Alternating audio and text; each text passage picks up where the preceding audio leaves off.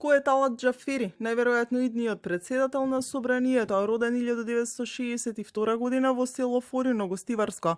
Завршил воено училиште во Белград, пошто станал дел од ЈНА, а потоа и во АРМА. За време на војниот конфликт завзема висока позиција во тогашната ОНА, каде го добива прикар од командант Форина. Во 2004 година се приклучува на ДУИ, од каде започнува неговата политичка кариера, прво како заменик министер за одбрана, за во 2010 да стане министер за одбрана. Господин Талат Џафери, господине министер, повелете. Од тоа време остана запаметен чинот на поклонување пред споменикот на УЧК во Кумановско. Во политичкиот живот важи како добар познавач на собраниските процедури, жесток реторичар кој не ги штеди своите опоненти, но понекогаш знае и да молчи или да чита поезија со часови и денови.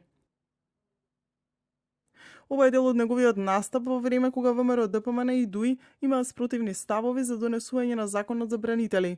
Џафери одбра преку молчење и читање поезија да ги брани позициите на ДУИ.